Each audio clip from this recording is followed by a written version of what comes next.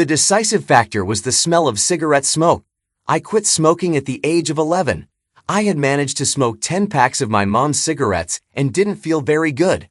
My brother laughed at me, saying that I was doing everything wrong. Later that day, I talked to my favorite uncle, a sailor and a smoker. "If you keep smoking, Tosh, you'll never have any money." I wish I had never started. He always called me Tosh. I think it was a nickname from his time in the Navy. I loved my uncle, and that short conversation made me wonder why I was smoking in the first place. The reason was obvious. I wanted to be like the big boys, like my brother. I wanted to be accepted. It didn't take long to realize that they wouldn't be impressed. They wouldn't accept me because I was too young. Moreover, I realized that I didn't like the people I was trying to impress at all. So, that was it. No more cigarettes. My resolve wavered slightly when I started chasing after girls. I wanted to impress them with how macho I was. Hanging around the streets with a cigarette in my mouth seemed so cool. I hesitated until the moment the coolest girl in school, Rebecca Davis, let me kiss her. Rebecca was a smoker and so cool. She hung out with guys my brother's age and let me kiss her. I was on cloud 9 until I tasted it. Yuck. If smokers taste like this, I don't want any part of it.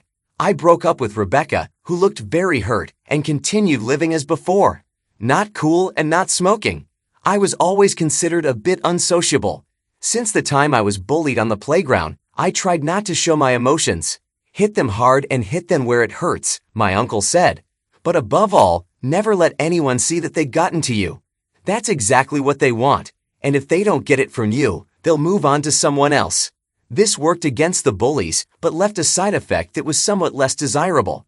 I was left with an inability to show emotions. Years passed, and I found myself a sweet, non-smoking girl. Her name was Barbara, and we hit it off immediately. 18 months later, I proposed to her, and she accepted. That was 23 years ago. A lot of water has flowed under the bridge since then. We have 2 grown children, Henry, who just graduated from university, and Zoe, who is nearing the end of her first year of study. With Barb, I could be myself. I could let down my guard a bit. When my brother died of lung cancer at just 42, it hit me harder than I expected. For several weeks after his death, I would find myself suddenly bursting into tears when I was alone. Barb always found me and held me until I stopped crying. Not a day went by that I didn't tell her I loved her. Her friends would ask her what it was like to be married to someone as unemotional as me. She always gave the same response. "You don't know him. You see a cold, logical guy. I see a warm-hearted person willing to do anything for his family." We became empty nesters, and I liked it. Barb's libido seemed to increase, and we became more adventurous. Even after all this time, my heart does a somersault when I look at her. I always took pride in being seen with her, but when she started taking more care of her appearance, I was doubly excited. That's why I didn't notice at first. I thought I was just more in love and desired her more. But the smell in our bedroom that Thursday night made me think, and I realized it wasn't that I was flirting more often, but that Barb was pushing me away more often. Barb never had a particularly strong sense of smell, whereas mine was always keen. She didn't notice anything, but I picked up on everything. Some smells I loved, like Barb's scent when I lay next to her in bed. Other smells I hated, especially the smell of cigarette smoke. I hated how it clung to clothes and hair and lingered there. Spending an evening with a smoker was enough to leave my clothes smelling for days. So the smell here in my own bedroom alarmed me. I asked Barb about it, but she didn't smell anything. She said I was imagining things. I might have believed her if I hadn't smelled it again the following Tuesday.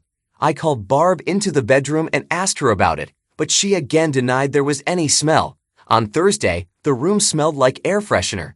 This raised serious suspicions. I walked to the window and sniffed the curtains. It was cigarette smoke again. This was serious. Someone was smoking in my bedroom, and Barb was trying to hide it. There was only one conclusion to draw. It took me 2 weeks to put the pieces together. So, 2 weeks later, on Tuesday evening, there was a confrontation. We were both sitting down to dinner, and Barb had just started chewing a delicious piece of chicken when I asked her, "Who is he, Barb?" A sharp inhale caused her to choke violently on the chicken. I thought I might have to perform the Heimlich maneuver. She composed herself, and I'd brought her a glass of water. "Who is this who?" she asked, trying to bluff. "The man you're letting smoke in our bedroom. Who is he?" I have no idea what you're talking about. What are you accusing me of? It's very simple, Barb. I'm accusing you of inviting a man into our bedroom and letting him smoke. I know it's true. I can smell him. You've lost your mind. All calm and quiet. And suddenly you're raging. You need to get your nose checked. There's no smoking man here. I stopped eating and stood up. Looking down at her, I pointed to my plate. By the way, the chicken is fantastic. I walked down the hallway to our bedroom, picked up a small round object, and returned to the table. I went to the corner of the living room I used as an office and came back with the laptop. I sat down and resumed eating. Really superb, Barb. You should have some more. What you ate wouldn't feed a fly. I've lost my appetite. What's all this for? Chewing another piece of chicken, I wiped my mouth with a napkin and picked up the round object. This, my dear, is a Wi-Fi webcam. See the little antenna at the back. I left it in our bedroom today. I approached my laptop. This, as you know, is my laptop, and I assume you know it supports Wi-Fi. It can connect to the webcam wirelessly. Today, I had a program running on it that records from the camera whenever there's movement. I wonder what it recorded today. Maybe a man smoking in our bedroom. Possibly even sitting on our bed. Perhaps my dear wife lying next to him. Shall we take a look? Barb reached out and closed the laptop. No, I don't want to watch it. I don't want to. It's all true. There, I've said it. Do you feel happy now? Happy? You think I should be happy to find out that my wife entertained another man in my bedroom and lay there while he smoked in our bed? No, I'm not happy. Now, I'll ask you again. Who is he? I can't tell you. You'll want to hurt him, and if you do, you'll go to jail. I can't bear that. I love you. Barb, I promise I won't touch him. So, who is he? You promise? You really promise you won't touch him? Barb, I gave you my word. I won't touch him. Have I ever broken a promise? She paused for a moment and thought, no, you haven't. All right, then everything is fine. I'll ask again. Who is he? Her head dropped and she looked at her feet. His name is Richard Bryant. He's a college student. I see, and you, as the head of student services, were just doing your job by servicing the students. That's inappropriate and beneath you, Frank. Okay, now all the cards are on the table. What are you going to do? Do you want a divorce so you can marry him? No, I don't love him. I love you. Don't leave me, Frank, please. Please, don't leave me. And then what? Will you give him up? I'm not sure if I can. I'd like to say yes, but I won't make promises I can't keep. Can't we just let things take their course? I know it's just an infatuation, and I know he'll get tired of me. For God's sake, he's only 20. Soon he'll want younger girls, and it will all be over. And if I don't agree, then I'll try to give him up. Frank, I really will. But the pull is so strong. When he's with me, I feel so alive. I'm not sure I can do it, Frank. And I don't make you feel alive. It's different with you, Frank. Being with you, I feel loved. I'm so proud to be with you. But it's not the same. Please, Frank, please say you'll try. I really don't want to lose you. Can you try, Frank? Please. I don't know. I'll think about it and tell you tomorrow. I stood up and began clearing the dishes. Are you serious, Frank? Are you really serious? Will you think about it? I just said that, didn't I? Now I'd better start moving my things into the spare room. No, Frank, I don't want that. I really don't.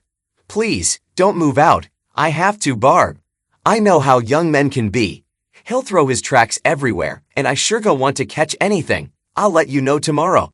I left Barb crying at the table and spent the rest of the evening moving all my things out of the master bedroom. The next evening, Barb made beef stroganoff, my favorite dish, especially the way she made it. Once again, she barely touched her food, just moved it around on her plate. When I finished eating, she sat watching me until curiosity got the better of her. Well, have you decided? Yes, Barb, I have. Well, don't keep me in suspense. What have you decided? It's over. It ends right here, right now. From this moment on, you will have nothing to do with him. If he shows up at your office, you will send someone else to deal with him. Is that clear, Barb? It's over. And you'll stay with me, Frank? Will everything be like it was before? Maybe. I don't know. This has never happened to me before. But yes, maybe, with time, I can get over it. Thank you, Frank. I'll try. I really will. You'll do more than just try, Barb. If you want us to stay together, you'll make it happen. God knows I love you more than anything, but I won't let you humiliate me. Will you move back into our bedroom? Not yet. If I'm in the same bed with you, I won't be able to keep my hands off you. I think we both need to get tested for sexually transmitted diseases first. I'll make an appointment in the morning. I don't think there's anything to worry about. I'm sure he's clean. Nevertheless, we'll both get tested. Like I said, I know young people. I was one of them once. If he's sleeping with you, he's probably sleeping with someone else too. Frank, do you have to be so rude? Just telling it like it is, Barb. And afterward, when we're both sure everything is okay, I'll consider moving back in with you. Over the next month, things went well. Barb seemed more like her old self. She did everything she could to lure me back into the bedroom. She would change clothes when she got home. So by the time I arrived, she was wearing short skirts or very tight jeans with a very thin blouse, usually without a bra. In the evening, she would sit next to me on the couch, hug my arm, and press it against her soft chest. At the end of the evening, she would look at me and say, "Well, I'm going to bed. Don't you want to join me?" I even began to weaken. I was determined to endure the entire 3-month incubation period for HIV, but after just a month, I was no longer sure I could continue. I loved her as if there was no tomorrow. I desired her constantly. I'm not a religious man, but I prayed for her to stay away from him. Then my nose betrayed me again. She was standing at the sink, draining water from the vegetables. She was wearing jeans that must have cost a fortune and a thin white t-shirt. Even from behind, I could tell she wasn't wearing a bra. At that moment, I lost control. I approached her from behind, slipped my hands under her arms, and began to squeeze her. She set down the pot, raised her arms to cover mine, and pressed herself tightly against me. "Mom, now this feels like my sexy husband," she said. She leaned against me again. As she did, my nose caught her hair. There it was, that smell. Cigarette smoke, the same cheap brand, if I wasn't mistaken. I stepped back. She looked slightly puzzled as I pulled away from her. "What? What happened? I shouldn't be doing this." "What do you mean you shouldn't be doing this? You're my husband, for God's sake. If you shouldn't be doing this, then who the hell should?" "Sorry, I lost control for a minute, and that's good. I've been trying to make you lose control for the past month. I want you to lose control. I want my husband back." "You really want me back? Do you really want that?"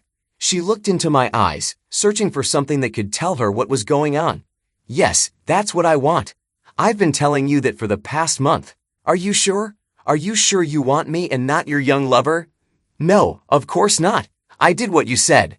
I don't see him anymore. She was good, but not good enough. When she lies, she always takes off her wedding ring, and I saw her doing just that." There was also a tremor in her voice. "I need to think. I'm going to leave for a while. Can't this wait until dinner is over? I'm almost ready to serve it. Just put it on a plate and cover it. I'll heat it up when I get back." I drove to the lake and sat there, watching the windsurfers enjoying the evening sun. I stayed there until sunset, then drove back home. Barb met me at the door, took my hand, and laid her head on my shoulder. "Have you thought it over?" I nodded. "I wish you would sometimes let me know what's going on in your head." "No, Barb, I don't think you want to know." I ate alone while Barb watched. After dinner, I went to bed, leaving Barb to watch TV. The next day, I was sitting outside the lawyer's office, waiting for them to return from lunch. The lawyer's office was right across the street from our local college. I was sitting there in my van, watching the students come and go, when I noticed a group of 6 students walking in my direction. More precisely, 5 students and Barbara. They were all laughing and joking as they crossed the road and went into the pub on the corner. I must admit, I didn't recognize her at first. She looked like one of them. I sat in the van, watching the pub door, not noticing the lawyers and their secretaries returning to work. The sky clouded over and a light drizzle began. I stayed there for probably 45 minutes when I saw her come out. She was alone and decided to run back to work to avoid getting wet.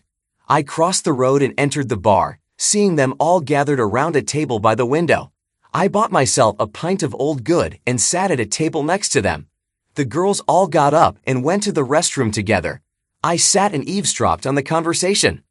"Are you serious, Richie? Do you even want anything? How about something nice? Does she do nice things for you? I told you, Bose, anything at all. I'll have to start watching adult films to get new ideas. And what are you going to do with her? I mean, isn't she a bit old for you? She can more than keep up with me. Tell you what, Rich, you can pass her on to me when you're done. Well then, take her, Jonasy. So, you're going to dump her? Maybe. Depends on whether I can hook up with Stephanie. I'll give you £20 for her. For £20, you wouldn't even get a night, Jonasy. Hey, here's an idea. I could rent her out. They all laughed as the girls returned. What's so funny? Asked one of the girls. Richie is thinking about renting out his MILF, said the one called Jonasy. Don't be so cruel, said another girl. I think Babs is wonderful. I wish my mom were like her. And I wish I had boobs like hers, said the first girl. I can't believe she found anything in you, Richie. She likes my big tool. Her old man can't get it up anymore. They sleep in separate rooms. I felt a surge of anger and immense sadness. How could this jerk, for whom she risked so much, treat her with such disrespect? I wanted to sink my teeth into his throat. I wanted to castrate him with a beer glass. But I was held back by the promise I made to Barb. I won't touch him, I said. How could I have been so foolish? Throughout the conversation, Richie was watching the rain outside. Now I noticed him reach into his pocket and pull out a pack of cigarettes. As he took out his lighter, Jonasy spoke up. You can't smoke in here, buddy. It's against the law. Well, I'm not going outside. It's raining. I need a cigarette. And if people don't like it, they can go to hell. I took my beer and moved to the bar counter. Despite all my efforts, my eyes were wet. I wiped one eye when the owner approached. You okay, buddy? What? Oh, yes, I'm fine. Just the cigarette smoke. It always makes my eyes sting. The owner looked around the bar. Richie was trying to hide the cigarette in his clenched hand, but the rising smoke gave him away. All right, you all need to leave. Richie quickly put out the cigarette and showed it to the owner. Okay, no need to panic. Don't get riled up, all right? Not getting riled up is good, Richie, said Jonasy, looking at the owner's bald head. I didn't tell you to put it out. I told you to get out.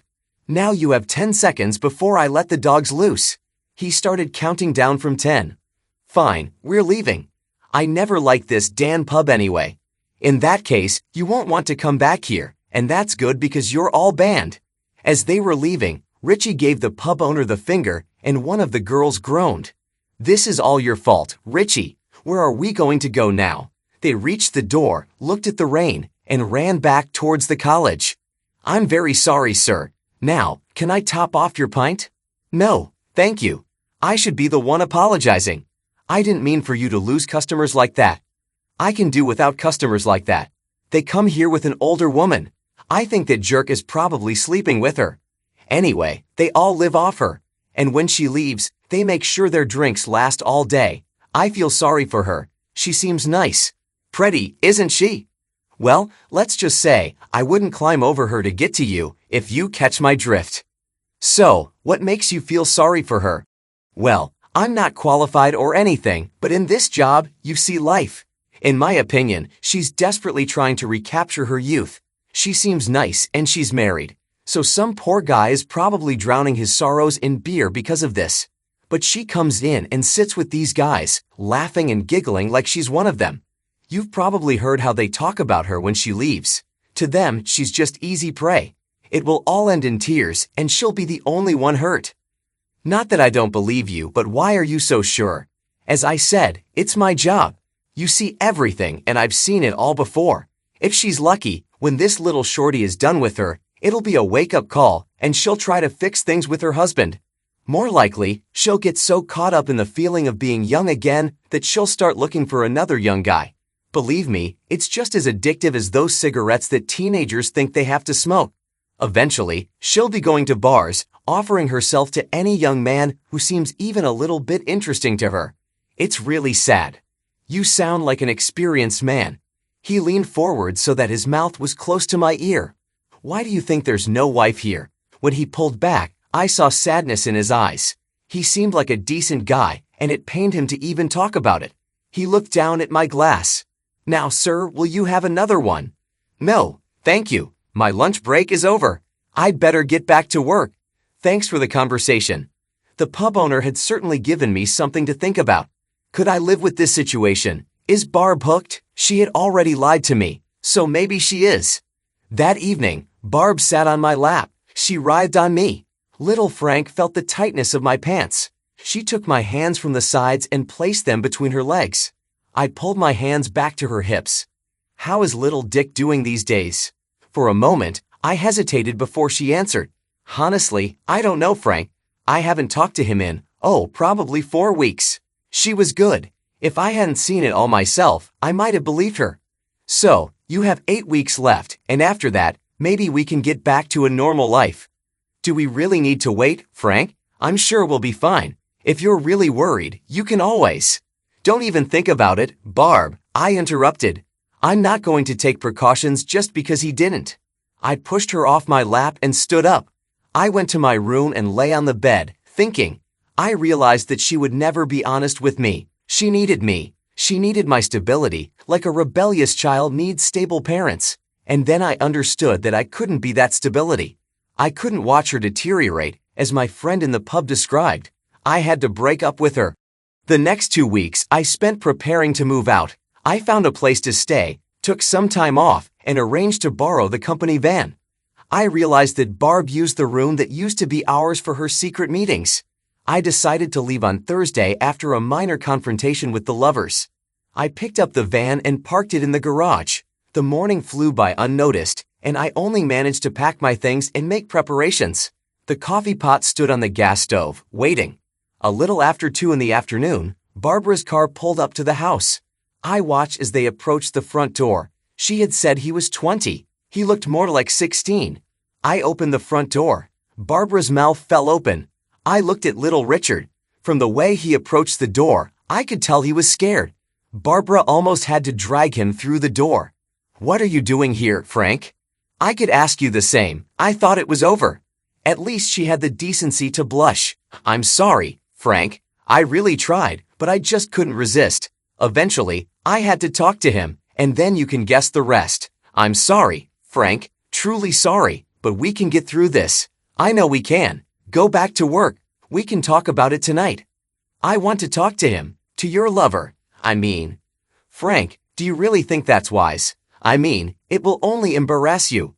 Barb, if a man is going to come into my house, smoke in my bedroom, and sleep with my wife, the least he can do is sit and talk to me. Does this mean what I think it means, Frank? You really don't mind. Nobody said I don't mind, but you know I don't want to see you unhappy, so I'll have to deal with it. I just wanted to meet him. And you really promise not to hurt him. I already told you I wouldn't touch him. She walked over to him, took his hand, and pulled him towards me. Frank, this is Richard. Richard, this is Frank. Hi, Dick. Come in, sit down, have a cup of coffee.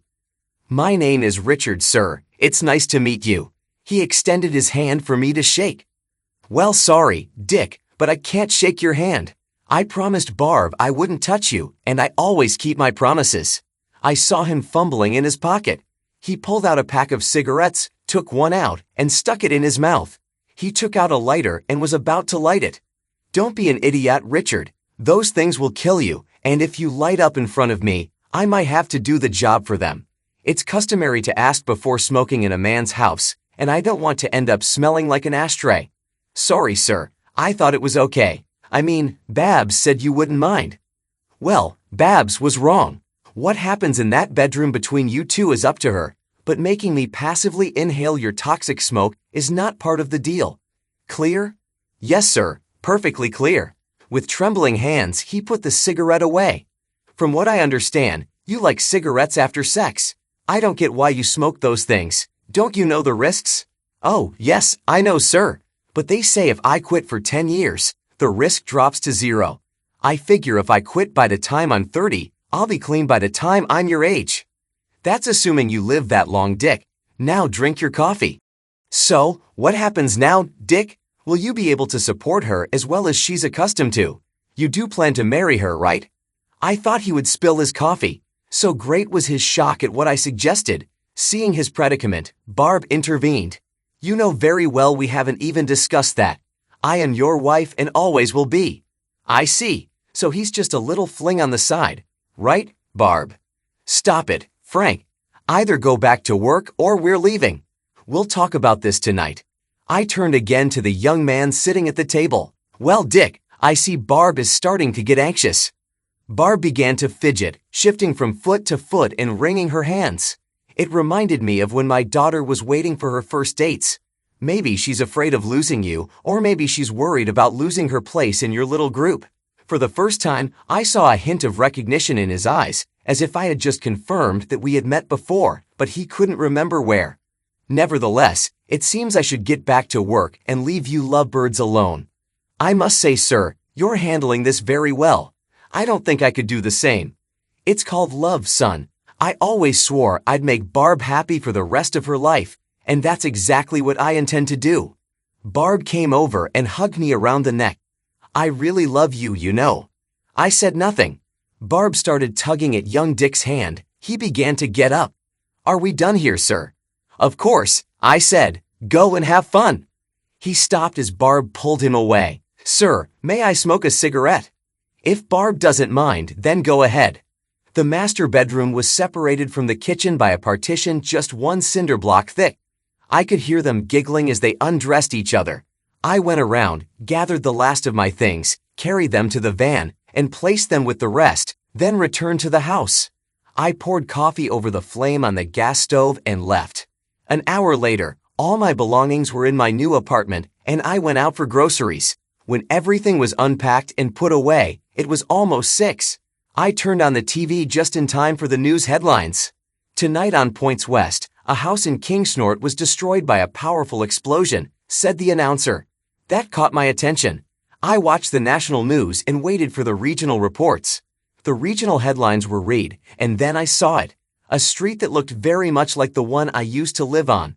As the camera panned down the street, I saw 2 houses that looked very much like my neighbors' homes, and between them, a pile of rubble where my little bungalow used to be. Thank God for insurance, I thought. A reporter stood in front of the camera, delivering her story. Around 3 o'clock this afternoon, the entire Kingsnort area was shaken by a powerful explosion, shattering windows and homes throughout the vicinity. The homeowners, Mr. and Mrs. Bigelow, are believed to have been in bed at the time. Both were pronounced dead at the scene. A fire officer entered the frame, and the reporter seized the opportunity to interview him. So, Officer Reynolds, do we know what caused such a powerful explosion? Is it related to terrorism? We have found no signs of explosives. Everything points to an explosive buildup of gas. I'm afraid people don't treat it with the respect it deserves. Leave a gas valve open for some time, and all it takes is an ignition source. Something as simple as turning on a light. Or lighting a cigarette, I thought. Can you say how the occupants died? We'll have to wait for the autopsy, but it appears to be from the explosion. The reporter finished her piece on camera, and I turned off the TV. I took out my laptop and turned it on. Barb's face looked at me, and for the first time in many years, I dissolved into tears. I stroked her face on the screen. Forgive me, Barb. I couldn't let him do that to you. They say an addict has to hit rock bottom. I couldn't watch that happen to you. I'm sorry, Barb. I love you, and I always will. Please forgive me. I sat like that for a little over 2 hours. The computer had already gone into sleep mode. I turned it back on, opened the browser, and found the phone number for the news channel's editorial office. Then I dialed the number. It took some time, speaking with a few lower-level people, before I reached someone who could make decisions. Hello, I said. You just did a report from what's left of my house. Yes, the one on Exeter Road. My name is Frank Bigelow, and you just told everyone that I was dead. But I must tell you, I am very much alive. I paused, and I don't smoke. Thanks to everyone who took the time to listen to today's stories. If you enjoyed it, please consider liking and subscribing if you haven't already. Feel free to share your thoughts on the events in the comments below. Take care.